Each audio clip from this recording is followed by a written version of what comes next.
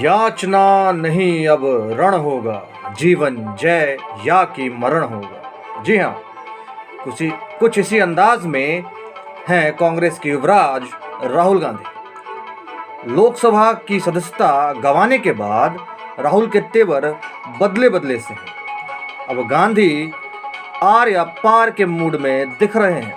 वो एक बार फिर से कोलार के चुनाव सफर पर जाने वाले हैं। लेकिन हमारा कवि मन पूछता है, आखिर आज ही क्यों याद आया कोलार। जनसभा में करने जा रहे हैं गुहार, संसद से हो गए हैं बाहर।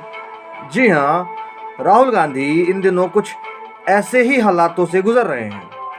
चुने गए हैं केरल के वायनाड से और कर्नाटक के कोलार में जनता से फरियाद करने जा रहे हैं।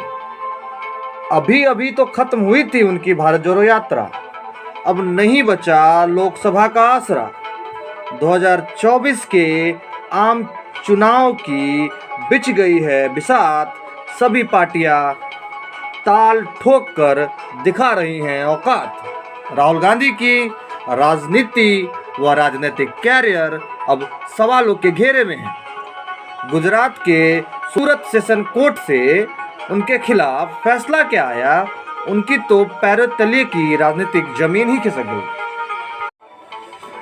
सिर्फ कांग्रेस ही नहीं, तमाम विपक्षी पार्टियों में हाहाकार मच गया है। एक तरफ गांधी परिवार वाली कांग्रेस के कार्यकर्ता सड़कों पर उतर आए हैं, वहीं दूसरी तरफ उनके समर्थक लाल किला पहुंच प्रदर्शन करने से भी गुरेज नहीं कर रहे हैं। कांग्रेस के देश के 35 शहरों में एक साथ प्रेस कॉन्फ्रेंस कर भाजपा नेतृत्व वाली केंद्र सरकार के खिलाफ बिगुल फूंक दिया है। खुद कांग्रेस के पूर्व राष्ट्रीय अध्यक्ष और अब पूर्व सांसद बन चुके राहुल कर्नाटक के उसी कोलार में फरियाद करने जा रहे हैं। वही कोलार जहां 2019 के एक चुनावी रैली में आपत्तिजनक बयान देने के कारण अपनी लोकसभा सदस्यता गंवा चुके हैं। अब आप ही सोचिए, अदालत के खिलाफ बजाय हाई कोर्ट में अपील करने के राहुल गांधी व उनकी कांग्रेस केंद्र की मोदी सरकार के विरुद्ध धरना प्रदर्शन कर रहे हैं। यह तो वही बात है कि खसियानी बिल्ली खंबा नोचे। दिलचस्प बात तो यह है कि जब माननीय न्यायाधीश महोदय ने माफी के साथ दया याचिका की बात कही तो राहुल ने इससे साफ इनकार कर दिया। फैसला आने के बाद राहुल ने प्रेस कॉन्फ्रेंस कर यह बात सार्वजनिक तौर पर कही कि सावरकर नहीं, गांधी हूं मैं झुकूंगा नहीं।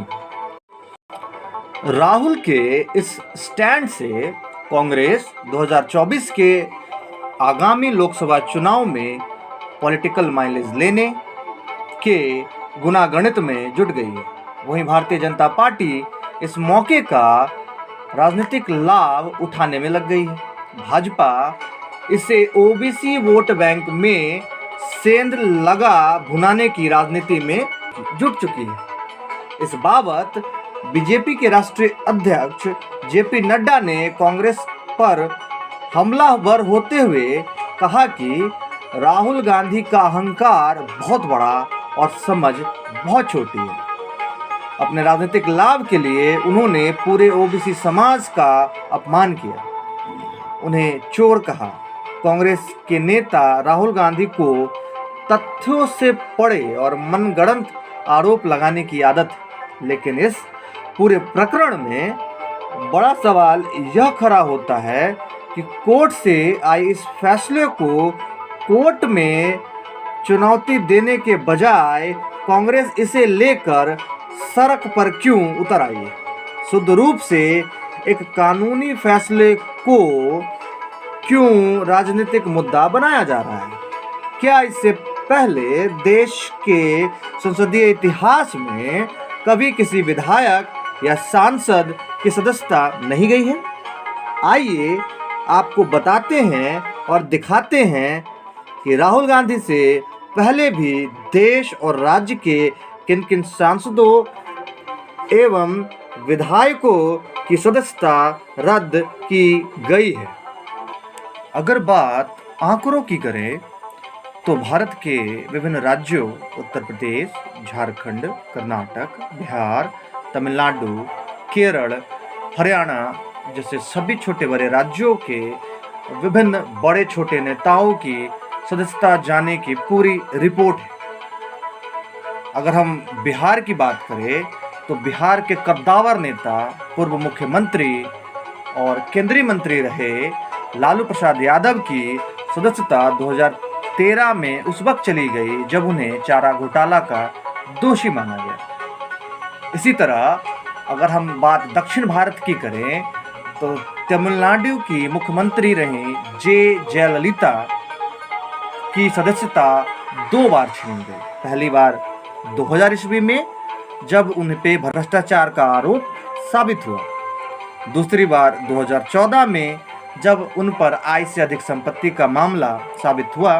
इस दोनों बार में उनकी सदस्यता चली गई थी। इसके अलावा उत्तर प्रदेश में देखें तो एक बीजेपी के एमएलए थे विक्रम सैनी, जिन्हें 2022 में मुजफ्फरनगर दंगा का दोषी माना गया और उनकी सदस्यता चली गई। ध्यान देने की बात यह है कि 2022 में उत्तर प्रदेश में बीजेपी की सरकार थी। राहुल गांधी की सदस्यता जाने के ठीक 1 हफ्ते बाद कर्नाटक हाई कोर्ट के एक फैसले में जेडीएस विधायक डीसी गौरी शंकर को अयोग्य ठहराया गया है। उन पर 2018 में एक मामला दर्ज हुआ था आचार संहिता उल्लंघन का। इसके तहत उनको कोर्ट ने अयोग्य घोषित कर दिया है। अयोग्य ठहराए गए ऐसे सदस्यों की फहरिस्त लंबी है, जिसे आप अपने स्क्रीन पे हमारे ग्राफिक्स के जरिए देख रहे हैं। इन आंकड़ों के तथ्यों व साक्ष्यों को जानने के बाद सवाल तो उठता है कि आखिर कांग्रेस सहित तमाम विपक्षी पार्टियां क्यों कर रही हैं विधवा विलाप। आइए जानते हैं राहुल गांधी के विरुद्ध दायर मानहानि मामले का क्या है सच। 2019 में देश भर में तब आम चुनावों का माहौल गर्म था। उसी समय लोकसभा चुनाव की एक रैली को राहुल गांधी संबोधित कर रहे थे।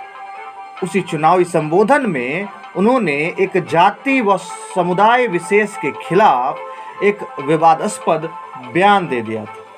तब कर्नाटक के कोलार में हुए जनसभा में राहुल ने कहा था, देश में जितने भी चोर हैं उन सभी चोरों के सरदार का सरनेम मोदी ही क्यों होता है। उनका ये बयान तब मीडिया के सुर्खियों में था। इसी मसले को लेकर गुजरात के मोदी समुदाय के लोगों ने अपनी आपत्ति व्यक्त की थी। राहुल के इस बयान से आहत गुजरात के पूर्व मंत्री व सूरत से भाजपा विधायक रहे पूर्णेश मोदी ने सूरत सेशन कोर्ट में राहुल गांधी के खिलाफ याचिका दायर की थी। याचिका में उन्होंने आरोप लगाते हुए कहा था, राहुल ने इरादतन मोदी समुदाय की सामाजिक प्रतिष्ठा व छवि को धूमिल किया। उन्होंने मोदी समुदाय की भावना को आहत करते हुए सम्मान को ठेस पहुंचाया। पूर्णेश मोदी ने कोर्ट से इंसाफ की मांग करते हुए राहुल के खिलाफ कानूनी दंड विधान की याचना की थी। 23 मार्च 2023 को सूरत सेशन कोर्ट ने उसी मामले की 4 साल लंबी चली सुनवाई के बाद राहुल को 2 साल की सजा सुनाई। भारतीय संविधान के अनुच्छेद 102(1), भारतीय जन प्रतिनिधित्व अधिनियम 1951 की सुसंगत धाराओं सहित आईपीसी के सेक्शन 499 व 500 के तहत आपराधिक मानहानि का दोषी सिद्ध हुए राहुल गांधी को सजा हुई है। हालांकि कोर्ट ने राहुल को राहत देते हुए उसी दिन 10,000 रुपये के बेल बॉन्ड पर जमानत दे दी थी। साथ ही 30 दिनों की मोहलत उन्हें अपीलीय कोर्ट, हाई कोर्ट में जाने की भी सुविधा कानून के प्रावधानों के तहत दी थी। इस प्रकरण के बाद कई सवाल उठते हैं। सवालों के जवाब भविष्य के गर्भ में हैं। हर सवाल एक रंग लिए बैठा है। ये तो आने वाला साल ही बताएगा कौन सा रंग मतदाताओं पर चढ़ता है और किसका रंग फीका पड़ता है। हम आपसे मिलते रहेंगे उन सभी रंगों के साथ जिससे है आपका ताल्लुकात। तो रहिए न बेखबर, जुड़े रहिए द पॉलिटिकल पोस्टमार्टम के साथ। धन्यवाद, नमस्कार। हमारी आप सबों से गुजारिश है कि हमारे चैनल को और भी ज़्यादा अपना प्यार दें। द पॉलिटिकल पोस्टमार्टम को ज़्यादा से ज़्यादा लाइक, सब्सक्राइब और शेयर कर अपना भरपूर प्यार दें। नमस्कार।